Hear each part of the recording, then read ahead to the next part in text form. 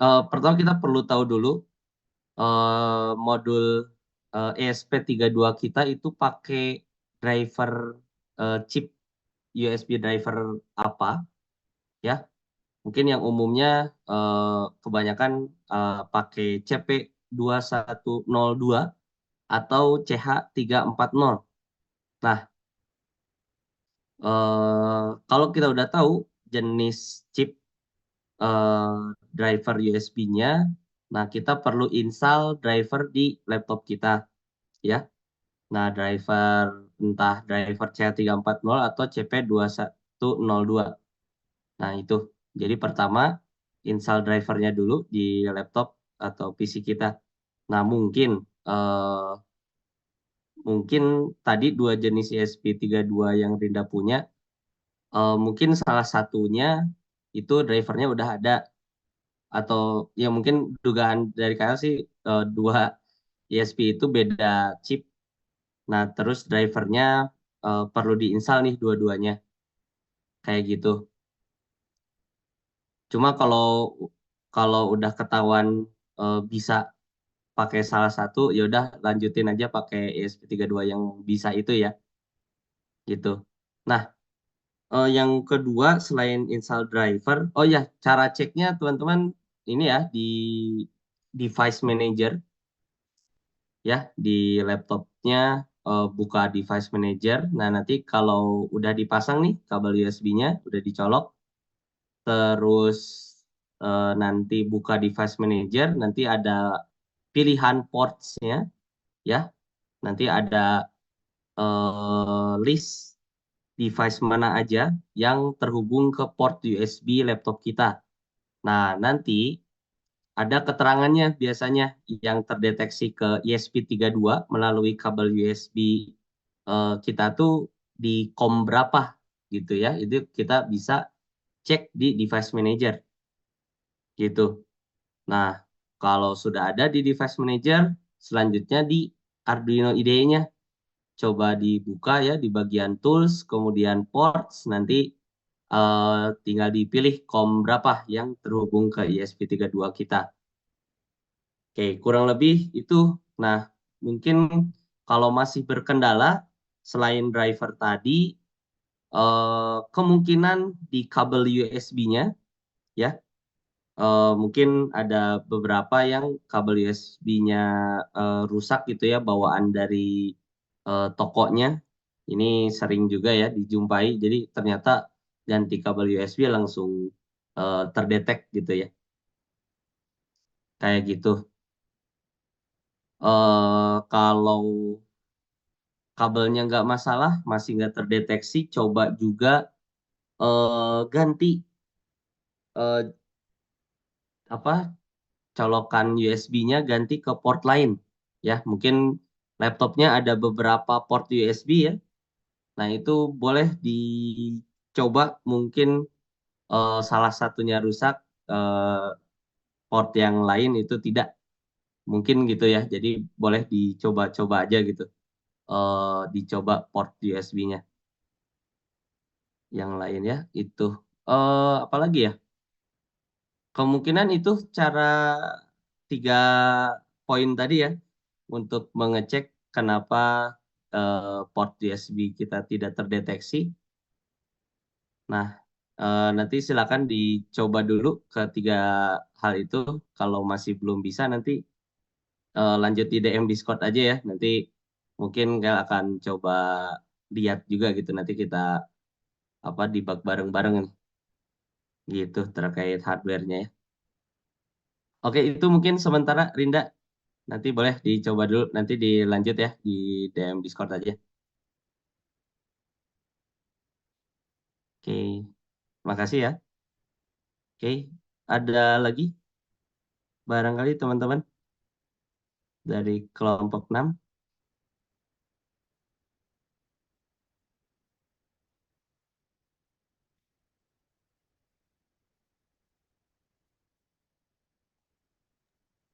Cukup kayaknya Kak.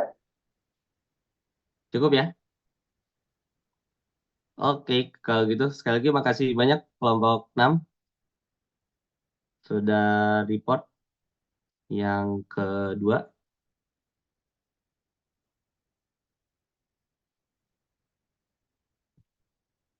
sip. Oke, mungkin satu kelompok lagi. Ada yang sudah siap untuk weekly report kedua? Salman, boleh?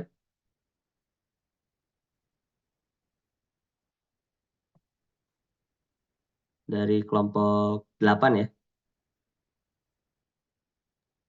Iya Kak, betul. Sebentar ya Kak.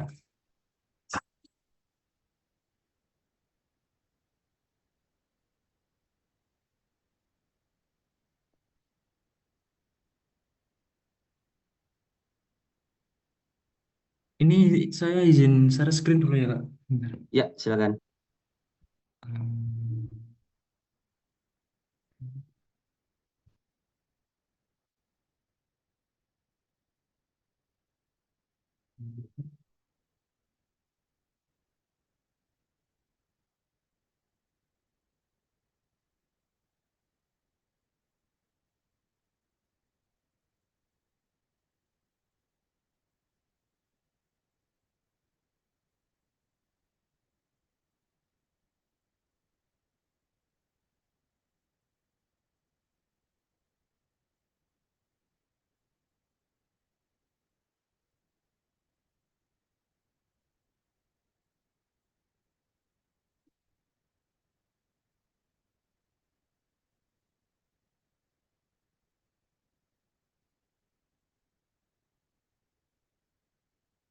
Permisi Kak, ini izin sudah muncul untuk PPT-nya Kak.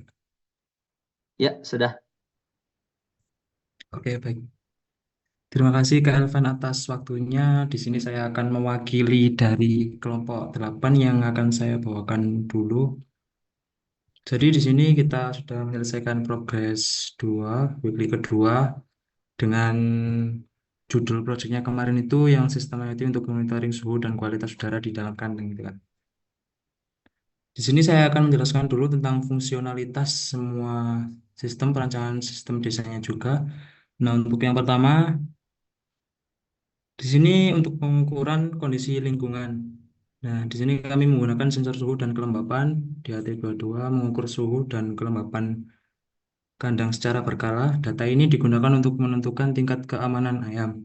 Kemudian untuk sensor gas amonia MQ135 untuk mendeteksi kadar gas amonia di udara sekitar kandang.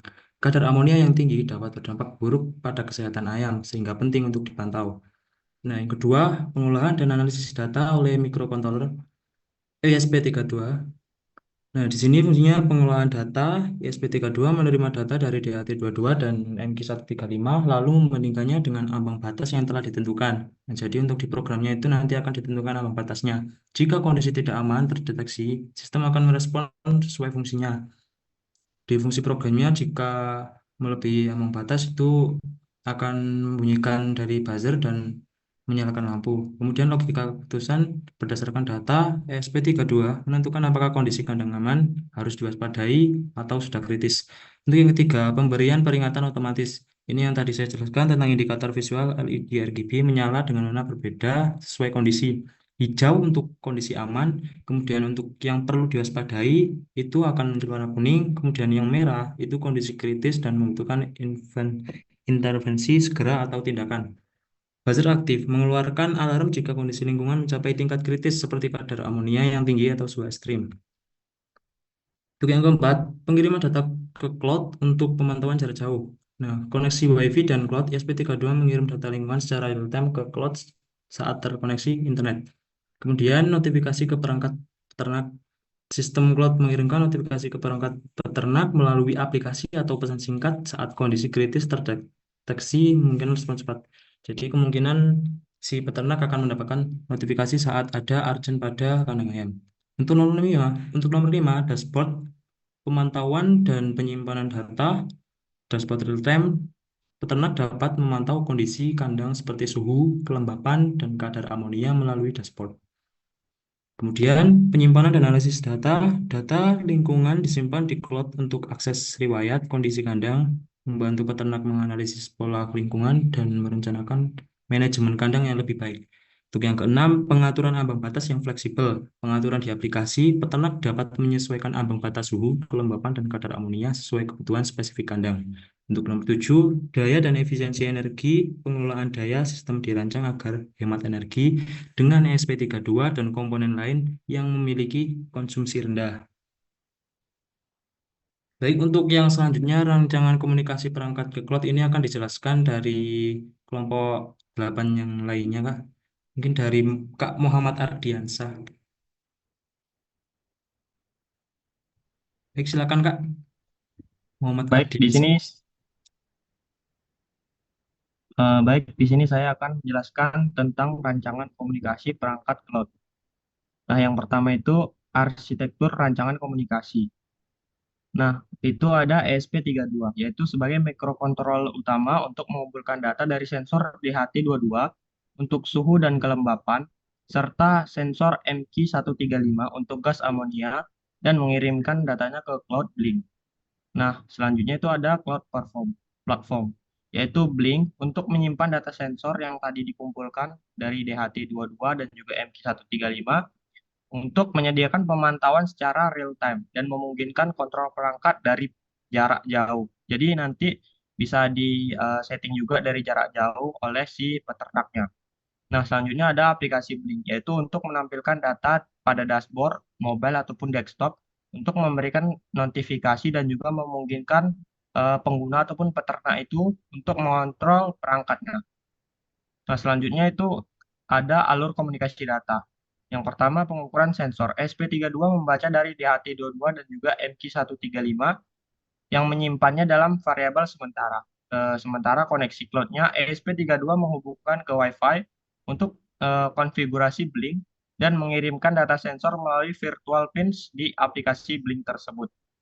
Nah, pemantauan datanya secara real time ditampilkan di aplikasi Blink menggunakan widget seperti value display, graph, judge, sementara data historis ditampilkan dalam bentuk grafik. Nanti ada grafik yang akan ditampilkan secara historis. Nah, selanjutnya ada notifikasi dan juga kontrol perangkat. Blink mengirimkan notifikasi ketika kondisi tidak aman terdeteksi dan juga pengguna dapat mengontrol perangkat melalui tombol di aplikasi Blink itu. SP32 menerima sinyal dan juga mengaktifkan relay untuk mengontrol perangkatnya. Selanjutnya akan dijelaskan oleh teman saya.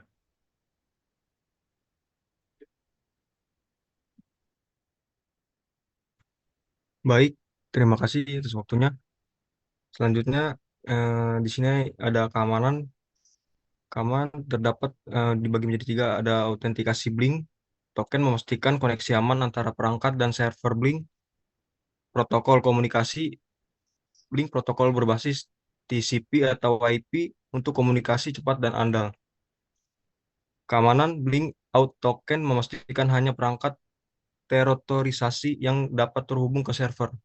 Yang keempat, konfigurasi aplikasi Blink. Virtual pins yang pertama, V0, suhu DHT22, V1 kelembapan, V2 amonia MQ135. Selanjutnya ada widget. Yang pertama ada gauge atau value display, menampilkan data suhu, kelembapan, dan kadar amonia. Yang kedua, graph, menampilkan grafik, data historis untuk analisis tren. Yang ketiga, notification, mengirim peringatan saat kondisi kritis terdeteksi. Yang keempat, button control untuk kontrol manual perangkat seperti kipas dan alarm. Selanjutnya, di sini terdapat pemilihan platform software dan hardware. Yang pertama itu ada ESP32. ESP32 ini dipilih karena mendukung koneksi Wi-Fi yang penting untuk mengirim data sensor secara real time ke platform Cloud Blink. Yang kedua ada sensor DHT22 atau suhu dan kelembapan. Sensor DHT22 dipilih karena mampu mengukur suhu dan kelembapan dengan akurasi yang cukup tinggi. Yang ketiga, sensor MQ135 atau gas amonia. Sensor MQ135 ini dipilih untuk mendeteksi gas amonia yang merupakan faktor penting dalam menjaga kualitas udara di kandang ayam. Yang keempat, ada lampu LED dan buzzer. LED RGB digunakan sebagai indikator kondisi lingkungan kandang atau hijau untuk aman, kuning untuk waspada, merah untuk kritis. Terima kasih. Oke. Untuk platform software yang digunakan yakni ada dua. Yang pertama ada Arduino IDE. Arduino IDE adalah lingkungan pengembangan yang mendukung library Blink dan memiliki antarmuka sederhana serta banyak contoh program untuk ESP32, membuatnya cocok untuk pengembangan awal. Kemudian yang kedua, eh, Blink Cloud dan Dashboard, di mana Blink Cloud ini menyediakan layanan cloud yang terintegrasi dengan ESP32 tanpa memerlukan infrastruktur tambahan. Kemudian yang ketiga, kemudian selanjutnya ada protokol komunikasi dan notifikasi, yang yakni Blink protokol via Wi-Fi, di mana Blink menggunakan protokol yang dioptimalkan untuk aplikasi IoT berbasis TCP/IP yang memungkinkan ESP32 mengirim data sensor langsung ke server Blink dengan cepat dan efisien. Protokol ini juga mendukung fitur notifikasi otomatis yang sangat bermanfaat untuk memberikan peringatan langsung jika kadar amonia atau suhu di kandang mencapai batas yang berbahaya.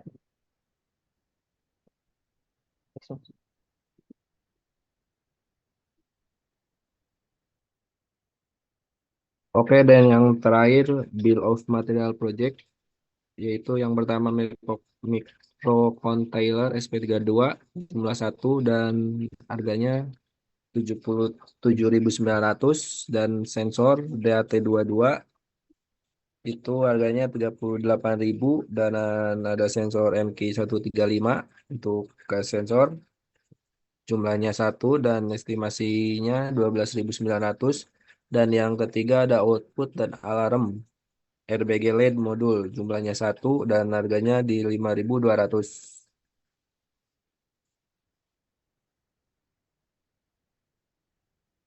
Dan terus buzzer aktif jumlahnya 1, harganya 5.900, dan perlengkapan lainnya seperti kabel jumper 1 set yaitu 9.900, dan breadboard jumlahnya 1 yaitu 13.900. Jadi total semuanya adalah 163.700.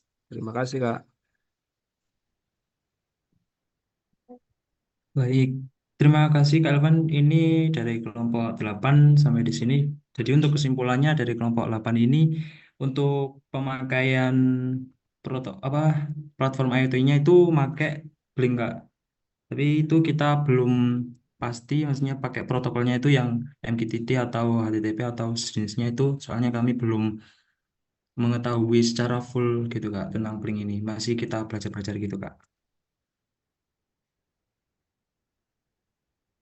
Sip, sip. Oke. Ya, sebenarnya makasih untuk kelompok 8 untuk weekly report 2-nya.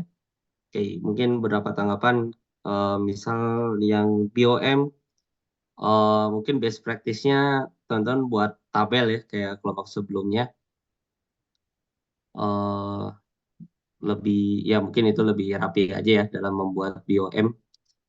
Oke, intinya nanti outputnya tadi ya, untuk mendevelop satu produk, satu device itu ketahuan harga COGS-nya itu berapa ya, kurang lebih gitu.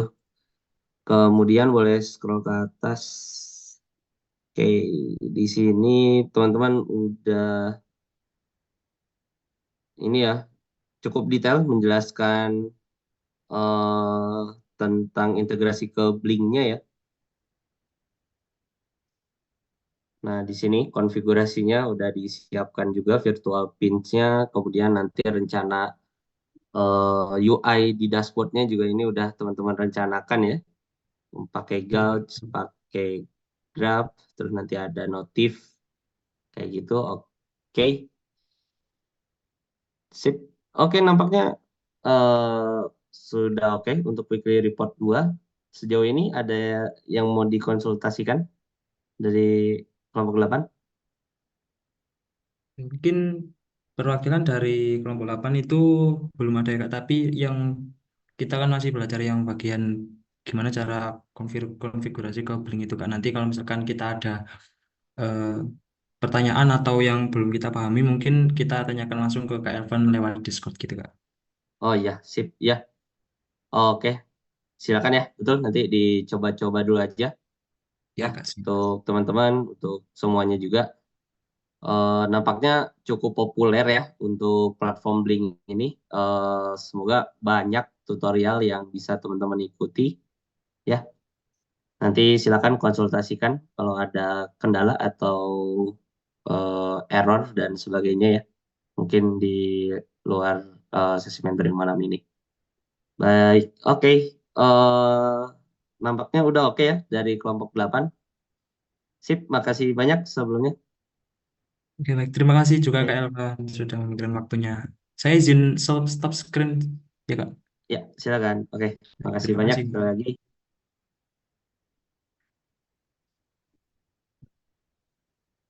Ya, baik. Oke, em, ada 2 kelompok lagi ya. Mungkin kita lanjutkan di next mentoring. Kalau sesuai jadwal di hari Minggu ya. Teman-teman, untuk kelompok berapa sisanya? Kelompok 7 dan kelompok 10 ya. Untuk weekly report 2-nya. eh, Nanti kita lanjutkan di hari Minggu. Kemudian, teman-teman, untuk selanjutnya weekly report 3 ya, 4 ya, mulai dari weekly report 3 ya dan seterusnya. Eh Kalau ada rencana untuk mentoringnya itu per kelompok ya, karena ya weekly report 3 ke atas tuh udah mulai teknis. Nampaknya eh, lebih intens kalau dilakukan mentoringnya per kelompok. Nah, nanti ada jadwal yang perlu kita sepakati ya. Tiap kelompoknya tentu berbeda jadwalnya. Nah, nanti Kyle akan informasikan lebih lanjut ya pembagian jadwalnya nanti di Discord ya, di grup chat kita. Nah, kurang lebih seperti itu. Ya, mungkin weekly report 1 dan 2 ini mungkin masih banyak perancangan ya, masih di tahap perancangan, masih di tahap konsep gitu ya. Nah, nanti ketika diimplementasi, Kyle ingin lebih dalam gitu ya per kelompok nanti mentoringnya. Mungkin di sana boleh teman-teman langsung perlihatkan aja mungkin ya errornya, mungkin alatnya langsung disiapkan gitu ya ketika mentoring. Nanti silakan tampilkan berhasil kah atau masih ada error kah. Nah, mungkin lebih intens di mentoring per kelompoknya. Seperti itu ya. Mungkin akan jalan efektif mulai minggu depan ya, mulai minggu depan sampai akhir bulan. Nanti kita sepakati ya jadwalnya. Oke, mungkin sedikit informasinya seperti itu ya, teman-teman, untuk pengerjaan final project-nya. Oke, selain itu mungkin Kyle mengingatkan juga tetap jalan ya untuk pengerjaan assignment, pengerjaan tugas progresnya. Ya, tadi baru dibenerin linknya sama Kak Ageng, teman-teman. Jadi udah bisa submit ulang ya di link yang sama untuk tugas progres 1 dan tugas progres 2. Silakan dilanjutkan aja ke tugas progres 3-nya gitu ya. Masih di link yang sama, udah bisa untuk submit lebih dari sekali. Oke, itu mungkin. Oke, mungkin sampai sini dulu ya sesi mentoring kita. Karena sudah jam 9 juga. Oke, kita akan lanjutkan 2 kelompok lagi ya, insya Allah di sesi mentoring selanjutnya sesuai jadwal di hari Minggu. Oh ya, teman-teman silakan diisi dulu presensinya, linknya udah ini ya ada di kolom chat. Silakan diisi dulu.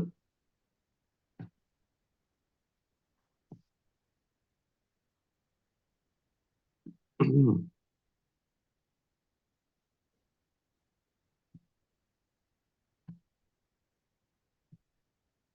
Oke, di luar final project ada yang mau ditanyakan barangkali?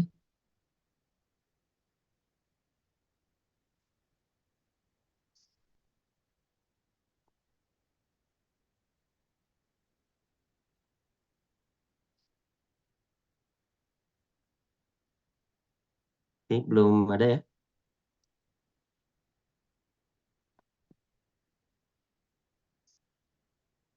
Sip, oke.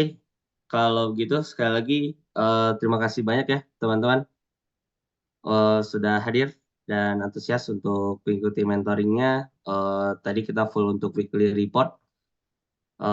Silakan teman-teman lanjutkan progresnya ya. Dan tadi hampir di semua kelompok ini ada kendala ya dalam ya karena semuanya koordinasi dilakukan online. Mungkin di sini ada effort lebih yang harus teman-teman curahkan ya. Mulai dari komitmen, mulai dari disiplin untuk selalu koordinasi di walaupun online ya. Oke, ini jadi tantangan juga teman-teman di sini udah kayak ini aja